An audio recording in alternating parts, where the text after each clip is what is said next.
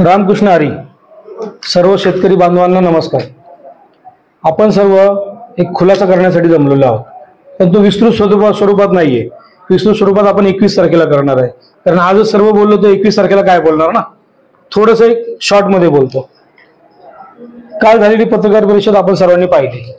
काय ती आदळापट, काय तो फुटलेला घाम, काय ती चिडचिड. आम्ही मांडलेल्या एकाही तक्रारीचा त्याच्यात कुठेही स्पष्टपणे त्याचा खुलासा केलेला नाहीये. बाकीचा फापट पसारा सगळा बोलले, अख्खं मिनिट्स वाचून दाखवलं. बहुतांश लाभार्थीच, तर मला ते एवढं माहिती नाही, कारण मी 2.5 वर्ष सचिव याच्यामध्ये आलोय बाजार समितीमध्ये, त्याच्यामुळे. परंतु बहुतांश लाभार्थीच ते पण सुद्धा बळजबरीने आणलेले होते, कारण अनेक लोकांचे मला फोन आले होते, आम्हाला बोलवलंय, गेलं पाहिजे, नाहीतर आमच्यावर काहीतरी कारवाई करतील. त्याच्यामुळे लोक जमली होती, काही लोक जमली होती. काही लोकांनी पत्रकार परिषद संपल्यानंतर जिंदाबादच्या घोषणा दिल्या, पण त्या जिंदाबादच्या घोषणेला दुजोरा द्यायला सुद्धा माणूस नव्हता. काल सगळ्यांनी बघितलेलं आहे.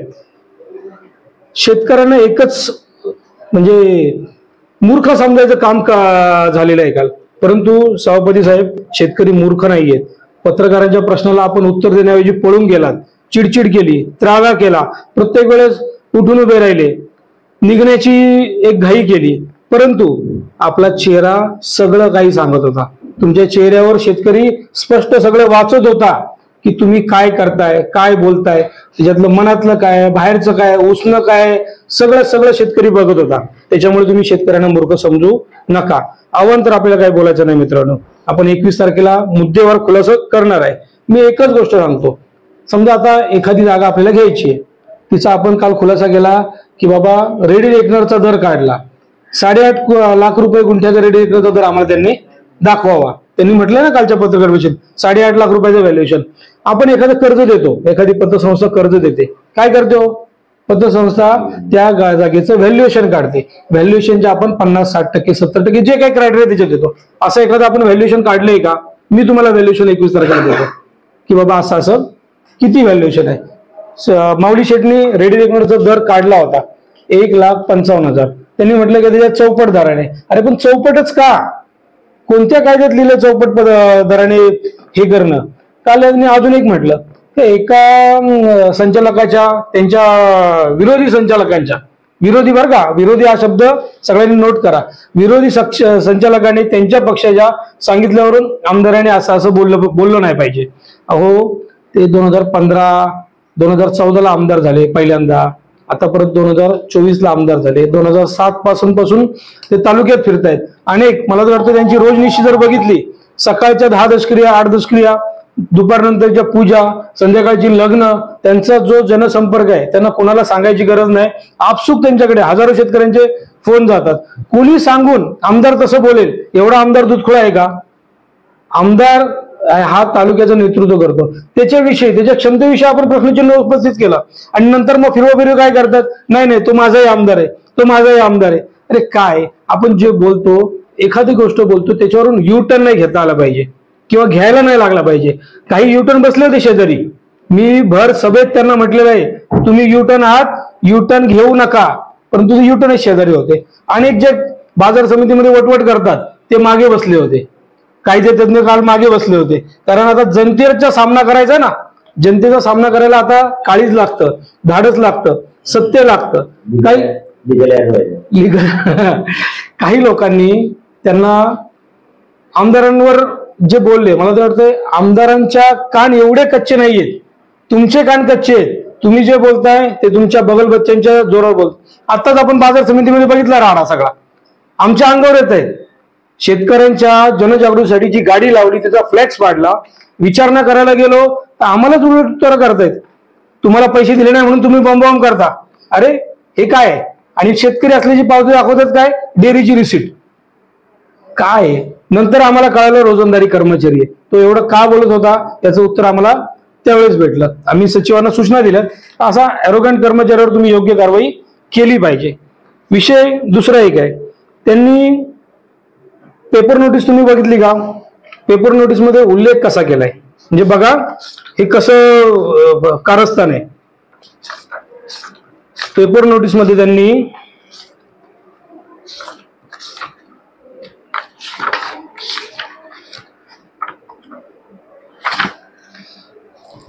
जी 10/7 त्यांनी पेपर नोटीस दाखवली.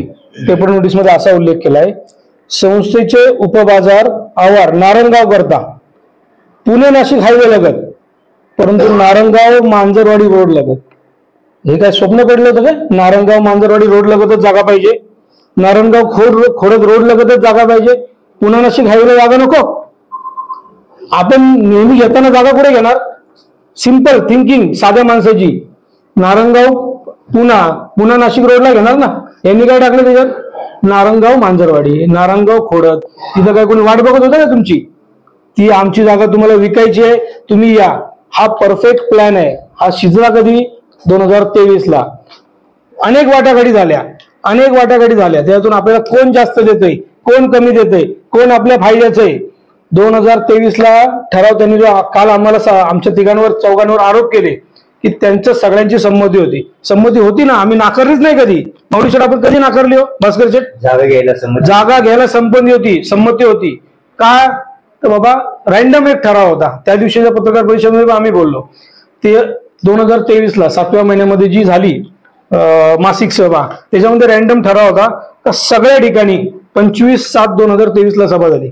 5ही उपबाजार म्हणजे 5ही ठिकाणी आपल्याला जागा घ्यायच्यात. आपण सर्च करू. तोपर्यंत आम्हाला माहिती नव्हतं ना हे 7,11,000 पोहोचतील. आम्हाला काय वाटलं होतं की बाबा जागा आपण सर्च करू, बघू. दुसऱ्या मीटिंगमध्ये बघा 25/7ला मासिक मीटिंग झाली आणि त्यांची जाहिरात कधी दिली? 10/7/24ला. किती? 10/7/24 आणि 25/7/23 किती फरक आहे? जवळजवळ 15 ते 16 महिन्याचा फरक. ठराव झाला. कोणताही सामान्य शेतकरी ग्रामपंचायत ठराव झाला, आपण ऍक्शन कधी घेतो? 6व्या वर्षांनी, दुसऱ्या महिन्यात घेतो. लय खूप झाला. खूप तुम्हाला कार्यक्रम आहेत, तुम्ही अनेक ठिकाणी संचालक आहात, खूप तुमच्या मागे कार्य आहे. 15 महिने लागतात जाहिरात द्यायला. म्हणजे हे कधी केलं?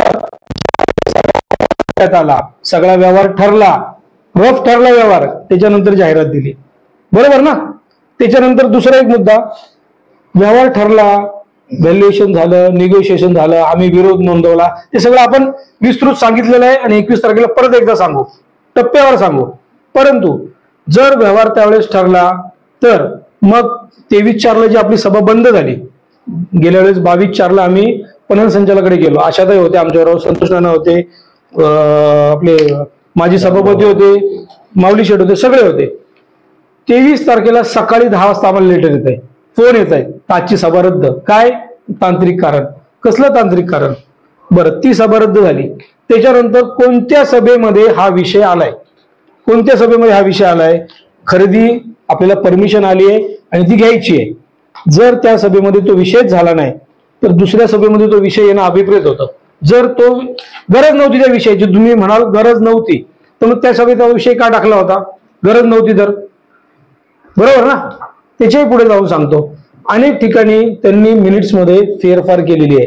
आम्ही वारंवार मागतोय तुम्ही आम्हाला मीटिंगच्या अजेंडा बरोबर मिनिटची कॉपी द्या, नाही तर मला विचारावं लागेल सभापतींना, आपलं पणन संचालकांना, सहकार खात्याला. एआर कडे माहिती घेतली, एआर म्हणतात मला जरा माहिती घ्यावी लागेल. एआर म्हणून बसलेत तुम्ही, उत्तर काय देत आहे? माहिती घ्यावी लागेल. अजून ते माहिती घेतात. 20/5/2025 आज काय? 3 महिने माहितीच घेत आहेत ते. आता अशी कोणती माहिती घेत आहेत आणि कुठून माहिती मागवत आहेत? माझ्या बुद्धीच्या पलीकडचं आहे. आता काही गोष्टी अशा आहेत तर त्यांनी एक ओझरता उल्लेख केला आणि गप्प बसले. ओझरता उल्लेख म्हणजे अशा आले होते. मग तुम्हीच त्यांना विचारलं, मग काय मागणी केली? आम्ही तुमच्या फ्लॅटवर गेलो होतो, काय मागणी केली? नाही तो नंतरचा विषय. अरे तो सांगा ना. मग जर आम्ही आलोच होतो तो विषय सांगा. काय भास्कर शेठ, आम्ही काय 10 कोटी मागितले? तुम्हाला 16 कोटी भेटणार होते, आम्हाला 10 कोटी द्यायचे होते आणि मग तुम्हाला तो लॉस होणार होता किंवा तुम्हाला परवडत नव्हतं? सांगा ना तुम्ही. माझा मुद्दा काय? तुमच्या प्रश्नांनी तुम्ही प्रश्नचिन्ह उपस्थित केलं, गप्प बसले का? जर तुमच्यात एवढी धमक होती, एवढा घाम काय येत होता?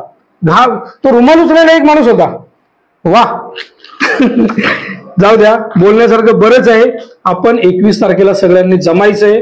21 तारखेला ह्या गोष्टीचा निषेध व्यक्त करायचा आहे. आत्ताच बाजार समितीमध्ये जो घटना घडली आपण सगळ्यांनी बघितली आहे किंवा काहींना कानोकानी समजली असेल, तर ह्या घटनेचा सुद्धा मी निषेध करतो. एक बाजार समितीचा कर्मचारी आमच्या अंगावर धावून येतो. ठीक आहे, काय तू कर्मचारी आहे, तुला काय घडलं? विस्तृत असं झालं, गाडी आपली जी भोंग्याची गाडी आहे, जो आपण लोकांना जागरूक करण्यासाठी किंवा लोकांना आंदोलनाची माहिती देण्यासाठी जी भोंग्याची गाडी फिरवते, ती गाडी बाजार समितीमध्ये गेली. तोच कालचा जो इसम होता, जो उत्तरडे साहेबांच्या अंगावर धावून गेला, त्यांना आजवा तोता बोलला, तोच इसम होता. तो इसम तिथे गेला गाडीजवळ, हे भोंगा बंद कर, फ्लेक्स फाटून टाकली त्याने, जर भोंगा बंद नाही केला तर गाडी जाळून टाकील, वाटोळा करून टाकेल गाडीचं, एवढं बोलला. तो बिचारा गरीब ड्रायव्हर, त्याने थांबवलं, माऊली शेठला फोन केला, मला केला. माझ्या अगोदर माऊली शेठ आणि भास्कर शेठ पोहोचले होते. जशी माझी गाडी आतमध्ये गेली, आम्हाला बघून तो आमच्याकडे आला. माऊली शेठने विचारणा केली, उत्तरं द्यायला लागला, उलट उत्तरं. तुम्हाला पैसे भेटले नाही म्हणून तुम्ही नाटक करताय, पैसे भेटले नाही तुम्ही हे करताय. अरे बाबा, तुला काय माहिती आम्हाला पैसे भेटलेत का नाही भेटले, आणि किती देणार आहे, काय देणार आहे, आम्हाला आमचं ठरवू दे.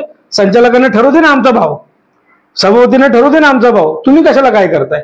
आणि तुम्हाला अधिकार करून दिला, तुम्ही कर्मचारी आहात, कर्मचारी. मी शेतकरी आहे, शेतकरी आहे, शेतकरी आहे, आणि डेअरीची पावती दाखवतोय. ठीक आहे, तर त्यांना काय कुणाचे आदेश असतील माहिती नाही. मला एकच म्हणायचे, 23/4च्या सभेनंतर एक चांगली घटना घडली. सरकारचा एक GR आला की गायरान जमीन मागेल त्याला कृषी उत्पन्न बाजार समितीसाठी स्पेशल उल्लेख करून एक GR आला. आपण तो GR किती त्याच्यावर काम केलं, कुणाकुणाकडे जमिनी मागितल्या, तालुक्याची लँड बँक काढली का, आपल्या नारुंगावर वारवाडीमध्ये जागा का पाहिजे, अनेक प्रश्न आहेत. माऊली बोलतील त्याच्यावर विषय.